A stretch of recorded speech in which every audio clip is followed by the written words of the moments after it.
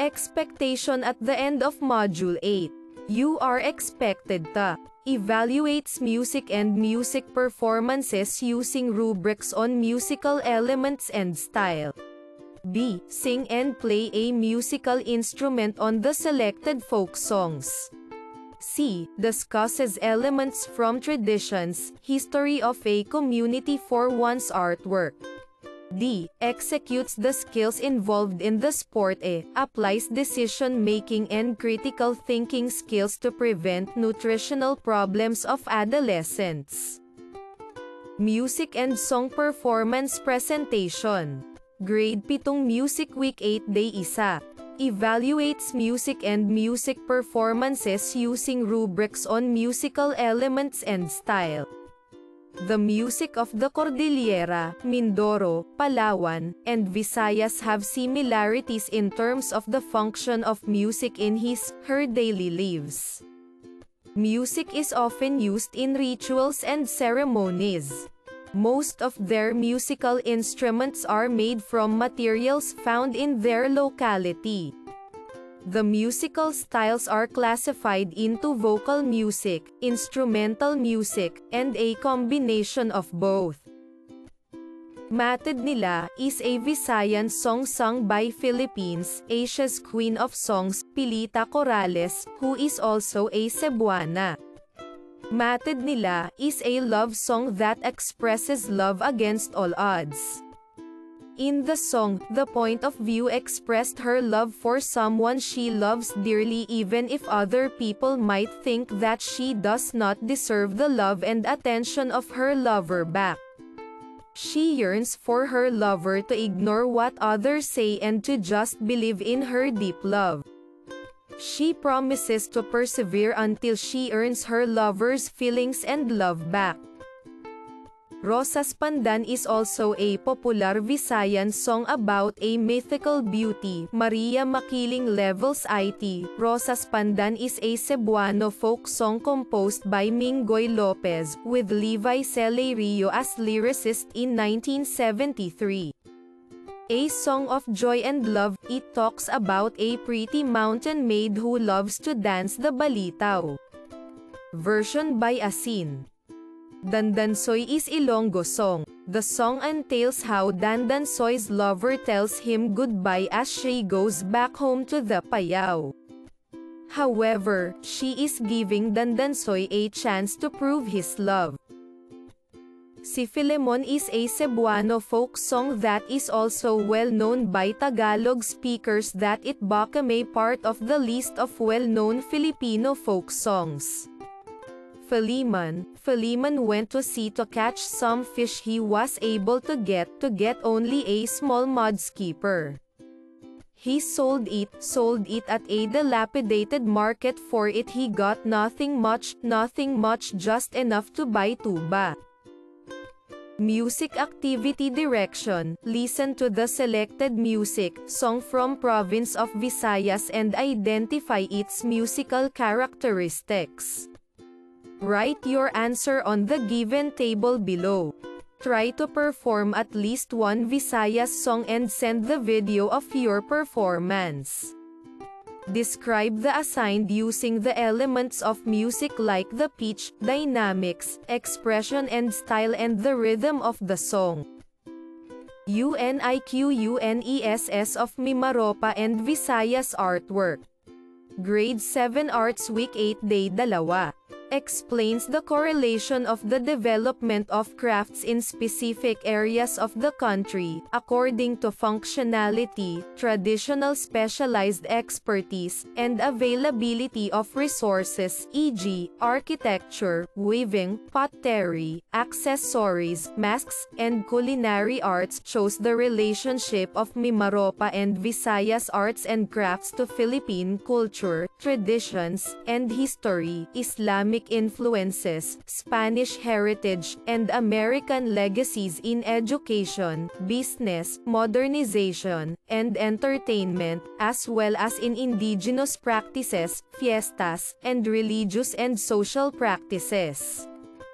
The arts and crafts of Mimaropa and the Visayas are a combination of designs from the indigenous people that resides in the regions and the colorful and rich influence from the Spanish conqueror. Most of their crafts are made from materials that are abundant in their areas. Their designs are derived from their surroundings and represent their community. Some are used for religious activities while some have utilitarian functions and even became a large industry for them. The arts and crafts of Mimaropa and the Visayas are a combination of designs from the indigenous people that resides in the regions and the colorful and rich influence from the Spanish conqueror. Most of their crafts are made from the materials that are abundant in their areas. Their designs are derived from their surroundings and represent their community. Some are used for religious activities while some have a utilitarian functions and even became a large industry for them. Art activity. Create a scrapbook compilation of their artwork for the whole. Individual sport. Grade 7 pay week 8 day 3. Executes the skills involved in the sport. The importance of having and maintaining an exercise program should be kept in mind to become a healthier individual. Even at a young age, you need to take care of yourself by doing exercises and participating in various sports like dual sports. Exercise and sports participation should always be part of your routine. Combative sports arnis have the following benefits. It can be used as self-defense. You can use your stick as a weapon. Arnis teaches us discipline and control. It provides a full body workout. Gives you a healthy lifestyle. Provides you positive encouragement and respect for values in martial arts. Physical education activity. Do the following general warm-up. Target 5 minutes instruction. Maximize your space at home. Wear proper attire for your safety. Record your activity by taking picture, video for your output. Activity 1. Jogging in place for 1 minute 2. Side shuffle for 8 repetition, left and right 3.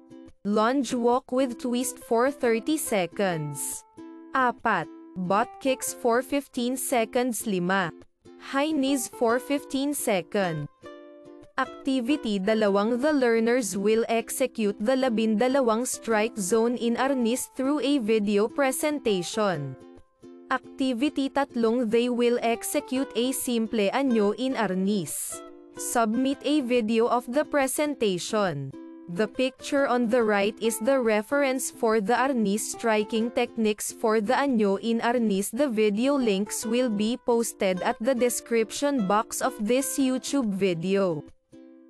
I can provide ways to prevent nutritional problems. Grade 7 Health Week 8 Day 4. Applies decision-making and critical thinking skills to prevent nutritional problems of adolescents.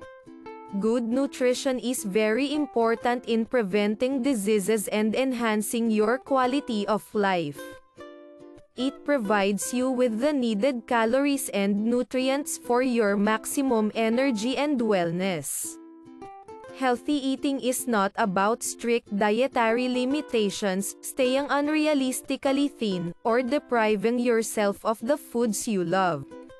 To achieve your full growth potential, proper food selection and eating are very essential. You must know your physical need for food and follow the dietary guidelines appropriate for your age. Eating disorders are psychological illnesses defined by abnormal eating habits that may involve either insufficient or excessive food intake to the detriment of an individual's physical and mental health. Bulimia nervosa and anorexia nervosa are the most common specific forms of Eating disorders. Health activity. Sure you can. Essay or poem. Write an essay or poem that centers of the prevention of nutritional problems on your own way. Submit through any social media platform. Criteria: relevant, grammar, originality, message. Submits on time.